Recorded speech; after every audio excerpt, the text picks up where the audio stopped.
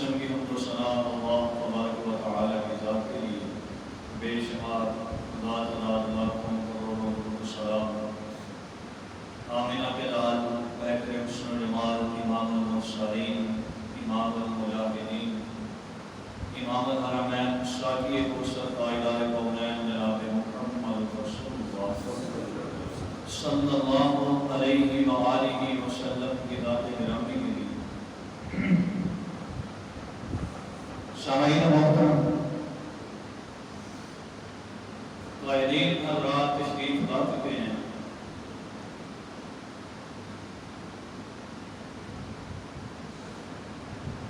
ایک گزارش اپنی اور آپ سب لوگوں کی اصلاح کے لیے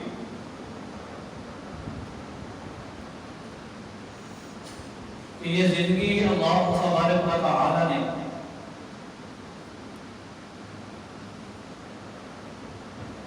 انسان کو اس مقصد کے لیے عطا فرمائی ہے کہ تو دنیا کے اندر جا کر اپنی زندگی کو میں اللہ تبارک و تعالی کی اطاعت کے اندر گزارے۔ تیری زندگی کا مقصد یہ ہونا چاہیے کہ میں نے اس عارضی دنیا کو چھوڑ کر اپنی ہمیشہ رہنے والی جو زندگی ہے، جو منزل ہے، اس کی طرف میں نے سفر کرنا ہے اور اپنی اس زندگی کو اس مقصد کے تحت گزارنا ہے، اس نظریے کے تحت گزارنا ہے کہ جو مقصد، جو نظریہ کل قیامت کے دن اخروی زندگی کے لیے میری کامیابی کا سبب بنے۔ ایسے زندگی گزاریں کہ جیسے اللہ تبارک و تعالی نے گزارنے کا حکم فرمایا ہے، جیسا پیارے پیغمبر آقا کائنات جناب محمد رسول اللہ صلی اللہ علیہ وآلہ وسلم نے ہمارے لیے اپنا اسوہ حسنہ چھوڑا ہے کہ جیسے پیغمبر کائنات جناب محمد رسول اللہ صلی اللہ علیہ وآلہ وسلم کے اصحاب نے اپنی زندگی کو گزار کر بتلایا ہے کہ آپ نے اپنی زندگی کو اس طریقے پر، اس نہج پر، اس طرز پر گزارنا ہے تو تمہاری کامیابی کا سبب بن سکتا ہے۔ اگر اپنی مرضی سے، اپنی خواہشات کی تکمیل کے لیے، اپنی جو ہے وہ اس دنیاوی آسائش و آرام کو حاصل کرنے کے لیے اگر وہ اپنی زندگی کو گزارے گا تو کل قیامت کے دن اللہ تبارک و تعالی کے ہاں تیرے لیے کچھ نہیں۔ پیارے پیغمبر علیہ السلام کے اصحاب کہ آپ نے اپنی زندگی، جتنے بھی نبی کائنات علیہ السلام کے صحابہ گزرے ہیں، ان تمام کے اندر بے شمار خوبیاں موجود ہیں، لیکن ایک خاص خوبی کہ جو ان لوگوں کے اندر موجود تھی، وہ خاص خوبی یہ ہے کہ ان لوگوں کے دل ہر وقت اللہ تبارک و تعالی کے ڈر سے بھرے ہوئے رہتے، ہر وقت اللہ کا خوف، ڈر ان کے دل کے اندر موجود ہے۔ اور یہی ایک چیز ہے کہ جب انسان کے دل کے اندر اللہ تبارک و تعالی کا خوف آ جاتا ہے، رب کا ڈر اس کے دل کے اندر بیٹھ جاتا ہے، پھر وہ بندہ سب کو کامیاب ہو جاتا ہے۔ پیارے پیغمبر علیہ السلام کے صحابہ سیدنا ابو ہریرہ رضی اللہ تعالی عنہ بیان کرتے ہیں کہ اصحاب صفا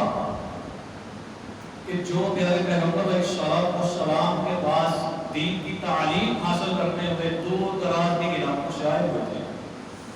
وہ ایسی حالت کے اندر تھے کہ کسی شخص کے پاس جوتا ہے، کسی کے پاس نہیں، کسی کے پاس پہننے کے لیے صرف ایک چادر ہے کہ جس کے ساتھ اس نے اپنے صدر کو چھپایا ہوا ہے، کہ غریبی، چیزوں کا میسر نہ ہونا، سہولیات نہ ایک وقت کا کھایا 2 وقت بھوکے رہ کر گزار دی، لیکن اللہ تبارک و تعالی کی دین کو حاصل کرنے کا شوق، جذبہ اتنا ہے، لگن اتنی ہے، اور رب کے ساتھ محبت اتنی ہے کہ پیارے پیغمبر علیہ الصلوۃ والسلام کے پاس جا کر آقا سے پوچھتے ہیں کہ یا اے آقا ہمیں کوئی کامیابی کی بات بتائیں، ہمیں کوئی ایسا عمل بتائیں کہ جو ہم کریں اور آخرت میں کامیاب ہوں۔ کہ ان کے دل ہر وقت اللہ تبارک و تعالی کی محبت کے اندر، پیارے پیغمبر علیہ الصلوۃ والسلام کے فرمان کی محبت کے اندر، اطاعت و فرما برداری کا جذبہ ان کے دل کے اندر ہر وقت موجود رہتا ہے، کہ ان کے دل کے اندر ہر وقت رب کا خوف موجود ہوتا ہے۔ سیدنا عمر فاروق رضی اللہ تعالی امیر المؤمنین ہیں، بادشاہ ہیں، 22 لاکھ مربع میل کے اوپر حکومت کرنے والا حکمران ہے، اور روب اور دبدبے والا اتنا ہے کہ شیطان بھی دیکھ کر رستہ بدل لیتا، اتنا خوف، اتنا روب، اتنا دبدبا۔ شیطان بھی جس گلی سے عمر فاروق رضی اللہ تعالی کو گزرتے تھے، شیطان اپنا رستہ بدل لیتا، لیکن رب کا خوف اتنا ہے کہ جب ایک بیماری کے اندر معالج طبیب جو حکیم تھا، اس نے کہا کہ آپ کی اس بیماری کے لیے شہد کی ضرورت ہے، کہ اگر آپ شہد استعمال کریں تو آپ کی یہ بیماری ٹھیک ہو سکتی ہے۔ اب گھر کے اندر شہد موجود نہیں، پتا چلا کہ بیت المال کے اندر شہد موجود ہے پڑی ہوئی۔ اب وہ بیت المال کا جو نگران ہے اس کو بلایا، اس کو بلا کر اس سے اجازت طلب کی کہ اگر تیری اجازت ہو تو 1-2 چمچ شہد، حکیم نے مجھے شہد استعمال کرنے کا جو ہے وہ میرے علاج کے لیے اس کو دعا تجویز کیا ہے، اگر تو اجازت دے تو 1-2 چمچ شہد کی میں بیت المال سے لے لوں۔ نگران کیا کہتا ہے کہ آپ امیر المومنین ہیں، وقت کے حکمران ہیں، بادشاہ ہیں، آپ جو چاہیں کر سکتے ہیں، جو چاہے دے سکتے ہیں، میری کیا مجال ہے کہ میں آپ کو روکوں؟ کہا کہ نہیں، یہ میرا حق نہیں ہے، میں تیری اجازت کے بغیر اس میں سے ایک ذرہ بھی نہیں لے سکتا۔ کیوں؟ کہ اگر لیا کل قیامت کے دن رب نے عمر سے سوال کر لیا تو وہاں پر رب کو کیا جواب ہوگا؟ آئے دیکھیں اپنے حالات، حکمرانوں کو چھوڑیں جو حکمران کر رہے ہیں، اپنا حالات، اپنے حالات کا جائزہ لیں۔ آپ کیا کرتے ہیں؟ رب کعبہ کی قسم اٹھا کے کہتا ہوں، اگر کسی کا ذرہ برابر بھی کہیں پہ داؤ لگے تو کوئی کسر باقی نہیں چھوڑتا، ہر ایک اسی کام کے پیچھے ہے کہ کہیں پہ بھی اگر اس کو کوئی چیز ملتی ہے کہ وہ کسی چیز کو جو ہے وہ حاصل کرنا اس کے لیے آسان ہوتا ہے، چاہے وہ حرام کی ہو، چوری کی ہو، کسی بھی طرح کی ہو، وہ گریز نہیں کرتے ہم اس کو حاصل کرنے کا۔ لیکن پیارے پیغمبر علیہ الصلوۃ والسلام کے صحابہ کہ ہر وقت اللہ تبارک و تعالی کا خوف۔ سیدنا عمر فاروق رضی اللہ تعالی عنہ کے دور کے اندر ایک جو ہے وہ علاقے سے کچھ خوشبو آئی بطور مال غنیمت، جس کو لوگوں کے اندر تقسیم کرنا تھا۔ امیر المؤمنین عمر فاروق رضی اللہ تعالی عنہ کی بیوی کہتی ہے کہ اگر آپ مجھے اجازت دیں تو میں یہ لوگوں کے اندر تقسیم کروں۔ کہا کہ نہیں، تم نہیں کر سکتا۔ کیوں؟ کہا کہ تم خوشبو تقسیم کرے گی تیرے ہاتھوں کے ساتھ، تیرے کپڑوں کے ساتھ، اگر اس میں سے ذرہ برابر بھی لگ گیا کل قیامت میرے رب نے مجھ سے سوال کر لیا تو میں رب کو کیا جواب دوں؟ ہم نے کبھی سوچا؟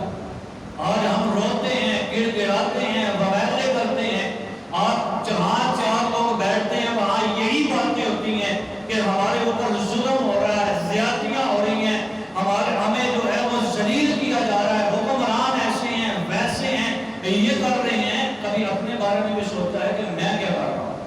کہ میرا اس زندگی کا مقصد کیا ہے، میں اس دنیا کے اوپر اس مقصد کے لیے پیدا کیا گیا ہوں، رب نے مجھے نظریہ کیا دیا ہے، منہج کیا دیا ہے، رستہ کیا بتایا ہے، اور میں کس رستے کے اوپر چل رہا ہوں۔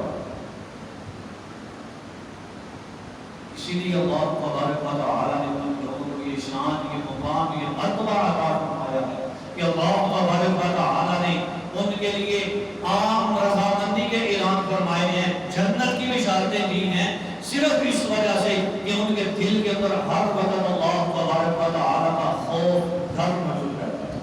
آخرت کی لگن، جنت کی لگن، جنت کی محبت، دنیا کی کوئی لگن، کوئی خواہش، کوئی تمنا ان کے دل کے اندر نہیں تھی کہ دنیا اور آخرت کے مقابلے کے اندر وہ ہمیشہ آخرت کو چنا کرتے تھے۔ اور ہم ایسے ہیں، دنیا اور آخرت کے جو ہے وہ دونوں کے مقابلے کے اندر دنیا کو اختیار کرتے ہیں، آخرت کو بھول جاتے ہیں، کہتے ہیں کہ یہاں سہولت ملے، یہاں اپنی زندگی گزارو، جب وہ وقت آئے گا تو دیکھ پائے گا۔ کیا دیکھ رہا ہے؟ یہ زندگی اللہ تبارک و تعالی نے اس مقصد کے لیے عطا فرمائی ہے کہ اپنی زندگی کو اللہ تبارک و تعالی کی اطاعت، پیارے پیغمبر علیہ السلام کی اسوہ حسنہ کے مطابق، اللہ تبارک و تعالی کی فرما برداری کے مطابق، اس کے احکامات کے مطابق، اس کا خوف ڈر اپنے دل کے اندر رکھتے ہوئے ایسے زندگی گزاریں کہ میں ایک مسافر ہوں۔ نبی کائنات علیہ السلام نے فرمایا کہ اے انسان، تو اپنی زندگی کو ایسے گزار کہ جیسے تو ایک مسافر ہے، جیسے سانس لینے کے لیے مسافر ایک درخت کے نیچے، سایہ دار درخت کے نیچے ٹھہرتا ہے، تھوڑی دیر کے لیے سانس لے کر تھکاوٹ دور کر کے پھر اپنی منزل کی طرف چل پڑتا ہے۔ اسی طرح تو اپنی زندگی کو گزار کہ اللہ تبارک و تعالی کی اطاعت، فرما برداری، اللہ تبارک و تعالی کی احکامات کے مطابق اپنی زندگی کو گزار کے آخرت کے دن اللہ تبارک و تعالی آپ کو کامیاب کرے۔ اللہ تبارک و تعالی سے دعا ہے کہ رب کریم ہمیں اپنی زندگی کو اللہ تبارک و تعالی کے احکامات کے مطابق، پیارے پیغمبر علیہ السلام کے